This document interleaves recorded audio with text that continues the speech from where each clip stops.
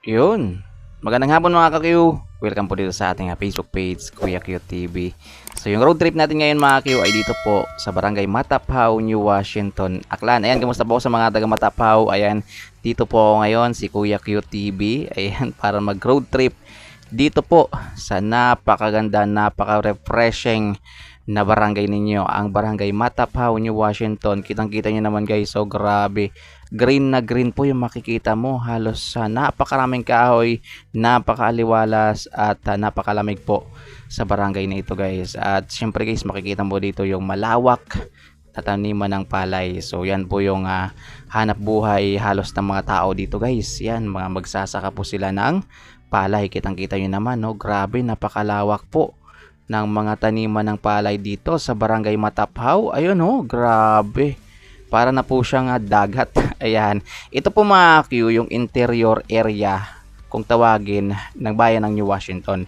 Ito yung mga papasok na area dito po sa New Washington, Aklan.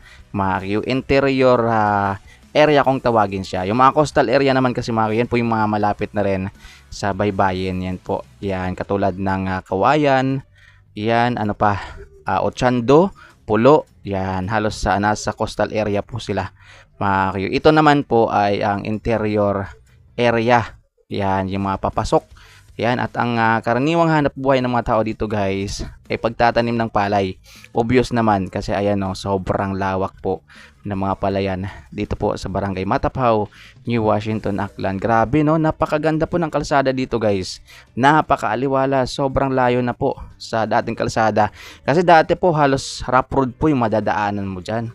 Ngayon kitang-kita nyo may mga street light na rin. Ayan, grabe, napakaganda po na lugar na to. Siguro hindi nyo halos to napupuntahan dahil nga ito po yung mapapasok na rin halos na lugar ng New Washington. So bibihira na rin siya halos napupuntahan ng karamihan.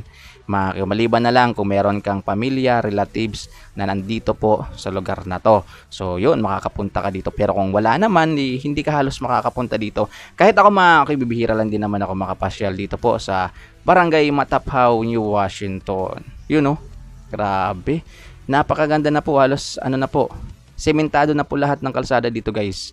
Ayan, yung mga street light nila maganda. Ayan. At hindi kinakalawang yung street light dito mga ka-Q. Kasi nga malayo sa dagat. Ayan. Kumpara naman doon sa Barangay Tambak. Ayan. Na mabilis talagang kinakalawang yung mga street light doon guys. Kasi obvious naman, malapit po siya sa karagatan. Siyempre, kalaban talaga ng bakal yung ano na yan nga, tubig alat. Kaya mabilis po siyang kinakalawang. Ayan, oh, may mga saging pa. Grabe, napakagandang barangay to guys. Tapos meron na rin po ditong gasoline station. Ayan o, yan. Tapos wala na rin problema guys kasi meron ditong malaking grocery. Ayan o, yun, meron pong malaking grocery dito po sa Barangay Matapaw, New Washington. At yung mapapansin mo talaga guys, lagi yung malawak na palayan na yan. Grabe no, walang problema sila dito sa bigas. Yan, so ulam na lang yung problemahin mo dito. Kaya minsan guys, kapag may mga naglalako dito ng isda, naalala ko dati yung kapatid ko naglalako dito ng isda. So sabi niya yung binabayad sa kanya bigas. Yan, pinapalitan ng isda. Kasi walang isda gaano dito guys sa lugar na to. Kasi interior na po ito, yung hanap buhay dito, mga pagsasaka yung hanap buhay dito guys. Yan, at syempre yung iba guys, may mga trabaho na rin.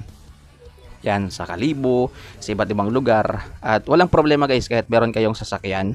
Yan, may motor ka, may kotse ka, walang problema. Pasok na po dito guys. Kasi kitang-kita mo naman, oh, para na po siyang national highway kung tingnan. Yan, ngayon kasi yung national highway halos malapad na rin, 'di ba? Kasi nga na-widening, naging 4 lane. So pero dati ganito lang po kalaki yung kalsada. Mas malaki pa nga ito guys, oh, tingnan nyo. Mas malaki pa nga yan kumpara sa dati nung hindi pa na-widening yung mga national highway na yan. So ayan, oh, may mga drainage na rin, yun, walang problema. So hindi talaga siya bahain yung lugar na to guys. Ayan, ayan yung mga palayan hanggang dito. Grabe, sobrang daming tanim na palay dito guys. Yan, babalikan natin yan pag nag-ani palay natin. Maambunan tayo guys kahit isang sakong palay lang. Ay, yun. Ayan, oh, meron na rin po sila ditong pharmacy center. Yan, so wala nang problema. Meron silang bilihan ng gamot, meron silang pavement dyan, oh. Yan, kung may mga meeting, yan, meeting sa barangay, so doon sila. Dire-diretso lang po tayo guys. Matapaw pa rin po ito ha, Matapaw. Kasi ihinto tayo mamaya doon sa boundary ng Matapaw at Candelaria. Yan, Candelaria, doon tayo hinto mamaya. Ito po yung road trip natin ngayon. Ay dito muna tayo nag-focus sa Barangay Mataphaw, New Washington, Aklan. Kaya kamusta po sa mga taga Mataphaw at sa mga taga dito na rin na hindi na halos nakakauwi. Ayan, matagal-tagal na rin hindi nakikita tong lugar na to.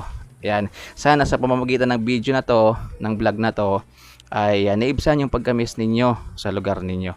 Kasi sino ba naman guys ang hindi makakamiss ng ganitong kagandang lugar, 'di ba? Napakatahimik. Yan, napaka-fresh. Yan, sariwa yung hangin na malalanghap mo dito, guys. Yan, malayo sa reality. Kahit ako guys, gugustuhin kong maninirahan dito kung pibigyan tayo ng isang matatayuan ng bahay dyan guys. Yan, si Swertein. Mabigyan tayo o kung ano pa man makabili tayo dito. Maganda dito magpatayo ng bahay kasi kitang-kita niyo naman wala namang problema kahit meron kang sasakyan, motor, yan, kotse, kahit ano pa yan, truck, pasok na dito guys. Dahil kita niyo naman lahat ng dinaanan natin, simentado na po. Ayan, so maraming salamat po sa inyong panonood sa vlog na ito guys. Sana kahit papaano ay naipasyal ko kayo dito sa Barangay Mataphaw. Yan, at sa mga hindi na halos nakakauwi dito, sana naibsan po yung pagkamiss ninyo dito sa lugar ninyo kasi napakaganda, nakakamiss.